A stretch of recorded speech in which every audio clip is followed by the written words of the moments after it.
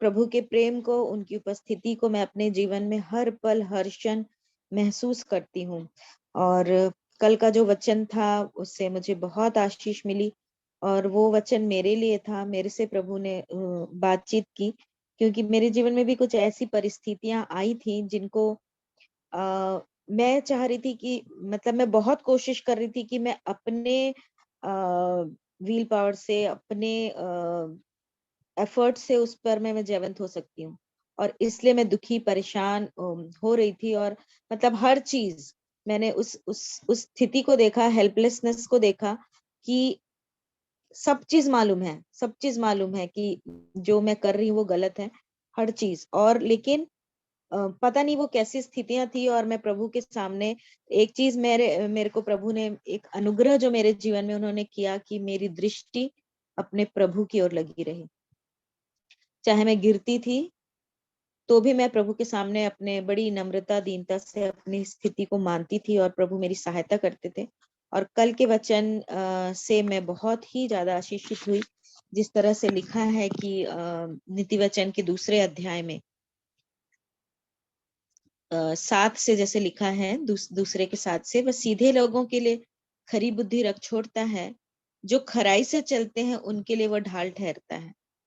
वह न्याय के पथों की देखभाल करता है और अपने भक्तों के मार्ग की रक्षा करता है। परमेश्वर पिता सचमुच में बहुत ही अमेजिंग है। उनकी उपस्थिति को जब मैं अपने जीवन में देखती हूँ, मेरा हृदय आनंद से भर जाता है कि अ, किस तरह से प्रभु अद्भुत रीति से वो जो मेरी सहायता करते हैं, मेरे मार्गों की रक्षा करते हैं और अपने न्याय के जो हमारे पथ हैं उसकी वो देखभाल करते हैं। और यदि जिस तरह से घर के लिए लिखा है कि यदि घर को यहोवा ना बनाए तो बनाने वाले का परिश्रम व्यर्थ होगा। यदि नगर की रक्षा यहोवा ना करे तो जागने वाले का परिश्रम व्यर्थ होगा। यदि मैं सोचती हूँ जो मेरा जीवन, आत्मिक घर जो मेरा बन रहा है, जो मेरा जीवन है, उसकी रक्षा मेरे को अलर्ट रह के करना है। तो अगर जहाँ पर मैंने अपने बुद्धि ज्ञान लगाया और मेरे को लगा कि मैं कर लूंगी, वहीं पर प्रभु चिताते हैं कि नहीं, रक्षा करने वाला यहोवा है, बनाने वाला परमेश्वर है। और जिन्होंने उनकी ओर दृष्टि की, उन्होंने ज्योति पाई और उनका मुख कभी भी काला नहीं होने पाया। और बड़ी नम्रता, दीनता से आ, ये बात मैं किसी सभा में मैंने नहीं की और ना ही कभी किसी किस मतलब जिसको बोस्टिंग कहते हैं कि मैं अपना ये बताने के लिए कि प्रभु में मतलब जो भी परिस्थितियां में है कि मैं उन बातों को कभी ना करूं जो मेरे अंदर नहीं है। जो जब मैं प्रभु के सामने आती हूँ, मेरे को परमेश्वर पिता ने अपने अच्छे से समझाया कि वो नम्र को संभालता है, दीन संभालता है। उनके लिए वो ढाल वचन परमेश्वर पिता ने मुझे दिया अपने वचन के द्वारा से। और मैं इन वचनों को मनन करने लगी और मैं ये सोचने लगी कि प्रभु सबके सामने एक जो मेरा इमेज है, मैं अपने जीवन को वचन के आईने में देख रही थी, जो मेरा इमेज है, मैं तो नम्र हूँ।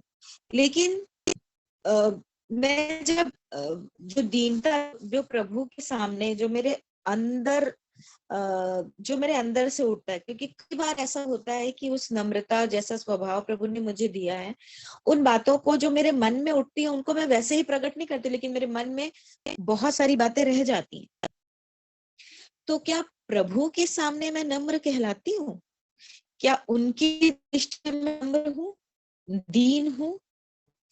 और इन बातों को लेकर मैं बहुत ज्यादा परेशान थी और यही सोच रही थी, मतलब मेरे मन में ऐसा आने लगा कि मैं तो इस मार्ग में हूं भी कि नहीं प्रभु, सब कुछ जानकर भी अगर मैं इन जिनको मैं बोलती हूँ कि ऐसी बातों पे अगर मैं गिर रही हूँ जहां पर मैं जयवंत नहीं हो पा रही हूँ, तो फिर मैं कैसे कह सकती हूँ कि मैं आपकी बेटी हूँ और इस मार्ग में चलने वाली हूँ, कि मैंने लाल समुद्र को पार किया है और इस जंगल के मार्ग में हूँ और कनान देश को जब मैं पहुंचने वाली हूँ, और अगर मैं यहाँ पर पराजित हो रही हूँ प्रभु, तो क्या क्या मैं मेरा जीवन आपको ग्रहण योग्य है? मैं तो इस मृत्यु से पार होकर जब जीवन में आपने मेरे को पहुंचाया और मैं फिर वो मृत्यु किसी दशा में जा रही हूँ। और इन विचारों के कारण मैं बहुत दुखी और अंदर से बहुत घबराई हुई थी, और मुझे ऐसे विचार आने लगे थे कि क्योंकि तू परमेश्वर पिता की इच्छा के अनुसार नहीं चलती, उनकी दृष्टि में तू मतलब सक्सेसफुल नहीं है, जय को प्राप्त नहीं कर पा रही है, पराजित है, मतलब कभी भी, मतलब शरीर में भी मृत्यु मेरे को आ जाएगी। और मैं इस बात को सोचकर, मतलब ये एकदम नेगेटिव विचार है, अगर ऐसे विचार आते हैं तो वो बिल्कुल नेगेटिव हैं, जो हमको डिमोरलाइज करते हैं, जो हमारे अंदर निराशा डालते हैं। और इन बातों के साथ मैंने समर्पण किया और मैं ये भी बोलने लगी, प्रभु जो भी आपकी मर्जी है वो पूरी हो, और मैं, मेरी आत्मा आपको ग्रहण हो गया। ऐसे भी मेरे अंदर से वो प्राप्त, मतलब इतना बुरी तरह से वो मेरे अंदर एक द्वंद चल रहा था, एक युद्ध चल रहा था। और परमेश्वर पिता ने अपने वचनों के द्वारा से मुझे शांति दी कि जिस तरह से लिखा है कि मार्ग की रक्षा वो करते हैं, जय देने वाले परमेश्वर वो हैं। और जिस तरह से कल हम लोगों ने पढ़ा था दूसरा तीमुथियुस उसका 4 अध्याय उसका 18 पद, और प्रभु मुझे हर एक बुरे काम से छुड़ाएगा और अपने स्वर्गीय राज्य में उद्धार करके पहुंचाएगा, उसी की महिमा युगानुयुग होती रहे, आमीन। क्योंकि उन्होंने मुझे छुड़ाया अपने वचन के द्वारा, और वही इस मार्ग में चलने में मेरी अगुवाई वो करेंगे, मैं कुछ भी नहीं हूँ।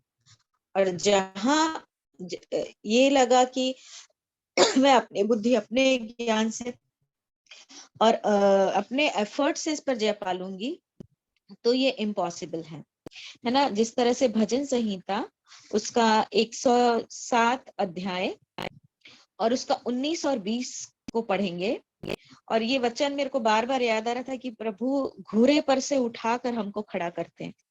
इसके 19 और 20 में लिखा है, तब वे संकट में यहोवा की दुहाई देते हैं और वह सकेती से उनका उद्धार करता है। वह अपने वचन के द्वारा उनको चंगा करता और जिस गड्ढे में वे पड़े हैं उससे निकालता है। तो एक चीज ये है कि हमको ये समझ में आना चाहिए कि हम संकट में हैं, और ये काम परमेश्वर के वचन का है, परमेश्वर की आत्मा का है कि जो हमको अंदर से कायल करता है। लेकिन कुछ लोग ऐसे होते हैं जो जो उस बात को समझ ही नहीं पाते हैं। जिस तरह से शाऊल को जब परमेश्वर पिता ने राजा बनाया था, और लेकिन वो उसको हटाना चाहते थे वहां से, और इसलिए वो गलतियों पे गलती कर रहा था, और वो उसका राज्य जो है वो दाऊद के हाथ में चला गया। उसी तरह से लिखा है कि एली के बच्चे जो थे वो सब चीज जानते हुए भी याजक के पुत्र थे, और सब चीजों को जानते थे, लेकिन परमेश्वर की इच्छा थी कि उनको नाश कर दे, क्योंकि उन्होंने अपने जीवन का समर्पण नहीं किया। तो यहाँ पर जो संकट में यहोवा की दुहाई देते हैं, जिनको ये एहसास होता है कि प्रभु मैं संकट में हूँ और मेरे को छुड़ा, मुझे यहाँ से निकाल, उस बेचैनी को, जिस तरह से मैंने कहा कि मेरी दृष्टि जो थी वो प्रभु की ओर लगी रही, और फिर वह सकेती से उनका उद्धार करता है, और उद्धार करने वाले जो हैं वो हमारे परमेश्वर हैं। लेकिन हमको इसमें इंग्लिश में लिखा है, then they cried out to the Lord in their trouble and he saved them out of their distresses. ये क्राइड आउट जो है ना, ये होना चाहिए, जो प्रार्थना है जो है ये होना चाहिए। यदि मेरा मन प्रभु की ओर सच्चा है, प्रभु तो मन हमारे अंदर अंतर मन को जानने वाले परमेश्वर है, उन बातों को जानते हैं। मैं प्रभु के सामने यही बोली, प्रभु आप तो मेरे को मेरी उन बातों को भी जानते हैं जिनको शायद मैं भी अपने लिए नहीं जानती, कि मेरे मन में मुझे लगता है कि मैं बहुत खराई से चल रही हूँ, लेकिन मेरे अंदर जो उत्पन्न होता है प्रभु, उस बेडोल तत्व को भी आप जानते हैं, और उससे मुझे छुड़ाइए। और प्रभु जो है संकट में यहोवा की दुहाई देते हैं और वह सकेती से उनका उद्धार करता है। जिस तरह से इसमें लिखा ना, सांझ को, भोर को और हर पहर को मैं यहोवा की दुहाई देता हूँ, चिल्लाता आया और प्रभु ने मेरी सुन ली।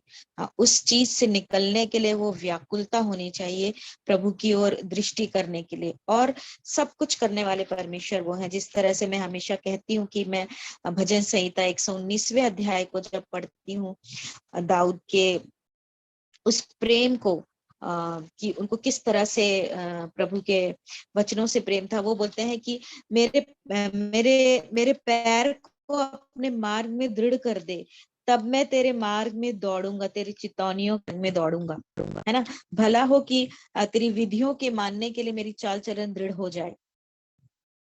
मुझे तेरी आज्ञाओं की बाट से भटकने ना दे। और ये जो प्रार्थना है परमेश्वर की ओर, जो चिल्लाना है, अगर हम, क्योंकि देखिए जो मतलब प्रभु के साथ नहीं है, जो शैतान के वश में, मृत्यु के वश में, अंधकार के वश में है, उनको समझ में ही नहीं आता है कि हम जो कर रहे हैं वो गलत है। संसार जो है वो बड़ी तेजी से उस विनाश में जा रहा है, तो वो तो उनके ही हैं, उनके पीछे वो नहीं पड़ता है।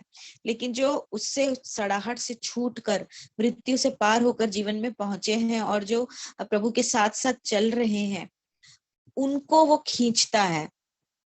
और मैं प्रभु को धन्यवाद देती हूँ कि जो अटैक उसने जो मेरे जीवन में किया, मैं प्रभु को धन्यवाद देती हूँ कि जिस तरह से लिखा है कि परमेश्वर के अधीन हो जाओ और फिर उसका सामना करो, तो वो तुम्हारे सामने से भाग निकलेगा। तो मैं प्रभु को धन्यवाद देती हूँ कि उन्होंने कल फिर से एक मुझे मुझे ये निश्चयता दी कि मैं, प्रभु मैं आपकी विधियों के मार्ग में हूँ, आप मेरे साथ हैं, आप मेरे दृढ़ गढ़ हैं। और जहां कहीं भी मुझे अपना एफर्ट्स अगर मैं जब डाल रही हूँ, वहां पर मेरी गलती है, और फिर से मैंने अपने जीवन का समर्पण किया।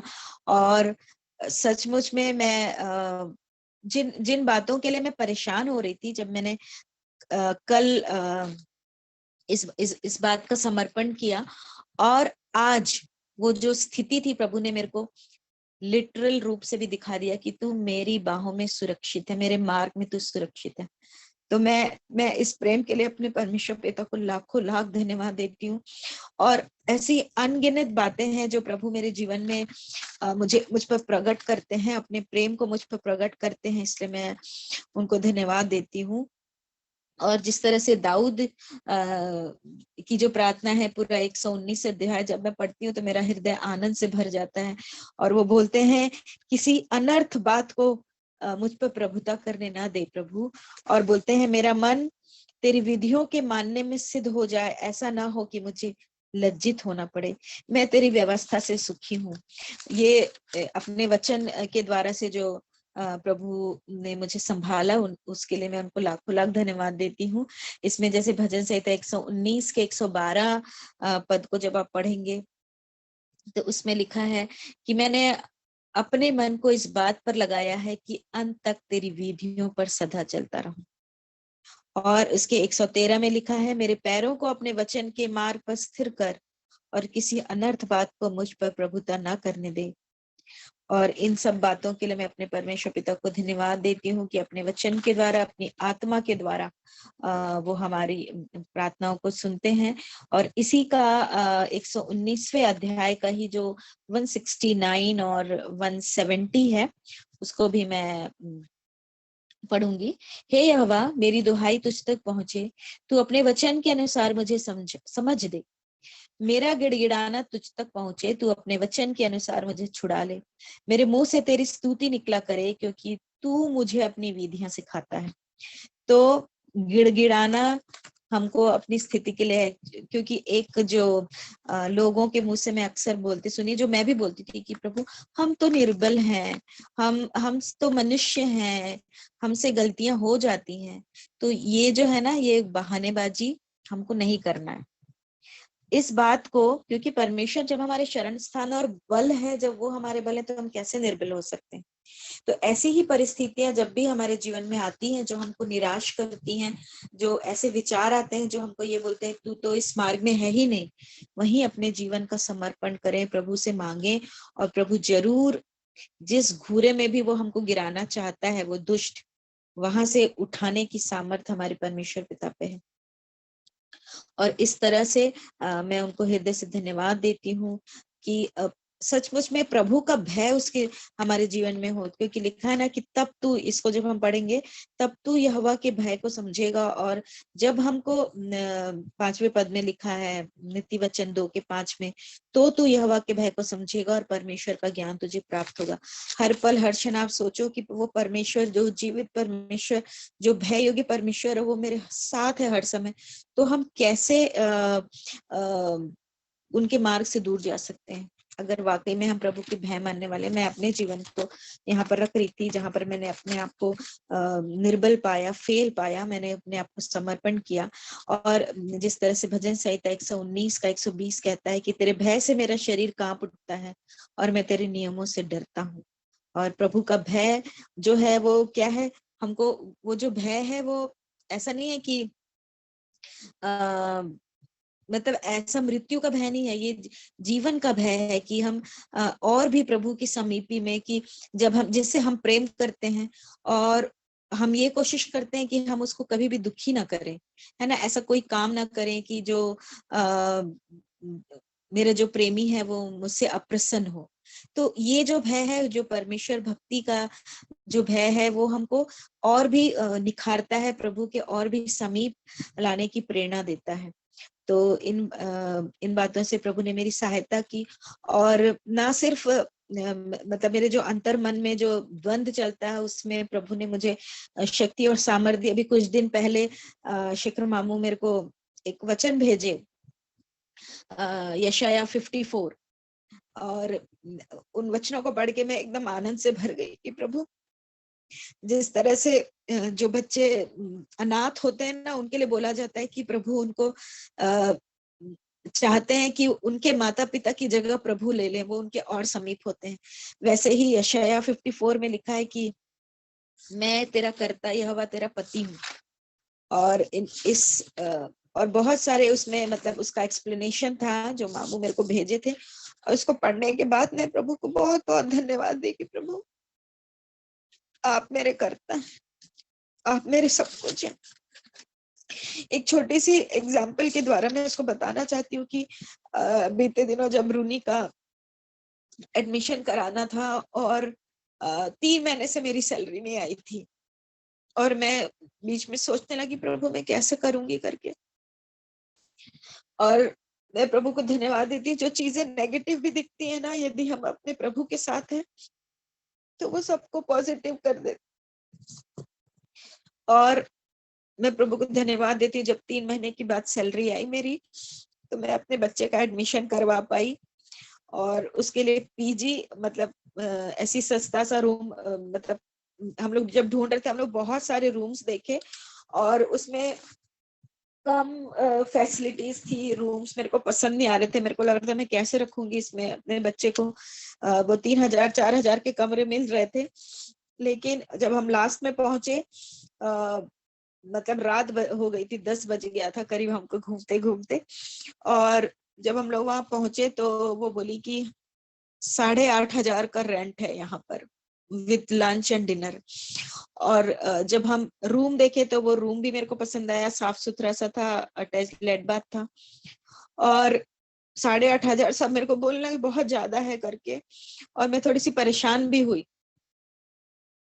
लेकिन मैं अपने प्रभु को धन्यवाद देती हूँ कि अब अभी जो मैं स्थिति में पहुंची हूँ कि बहुत सारे रूम्स तो हमको मिल जाएंगे, लेकिन जो फैसिलिटी प्रभु दिए हैं उसको वहां पर, और मतलब शॉप से पास है, उसकी कोचिंग सेंटर से पास है। और मैं बोली अब मैं कोई रूम नहीं देखूंगी, जो भी प्रबंध प्रभु ने किया है, क्योंकि मैं अपने बच्चे का फीस नहीं देती हूँ। मैं मतलब वो जो कोचिंग कर रहा है, वो जो रेंट जिसका जो भी लग रहा है, वो करने वाली मैं नहीं हूँ, वो करने वाले मेरे प्रभु हैं। क्योंकि अगर मैं ये सोचूं कि मैं जॉब करती हूँ, मैं कमाती हूँ, मैं सब कर सकती हूँ, तो ये मेरी बेवकूफी है। और मैं जानती हूँ कि मेरा सब कुछ करने वाले मेरे परमेश्वर पिता हैं। और सोचिए, जिसके पास कुछ नहीं था, आज मेरा बच्चा 8,500 का रूम रेंट देके रहता है और वो बहुत खुश है। प्रभु ने सब चीज उसके लिए सेटल किया है। और मैं इसलिए धन्यवाद देती हूँ क्योंकि हमको किसी भी बात की चिंता नहीं करनी है। और अगर चिंता आ रही है ना, अगर मुझे किसी भी बात की, तो मैं अनाज्ञाकारी। जब प्रभु बोल रहे मत करो और तो मैं कर रही हूँ, तो मैं उनकी अनाज्ञाकारी हूँ। तो मैं अपने परमेश्वर पिता को धन्यवाद देती हूँ कि उन्होंने सहायता की।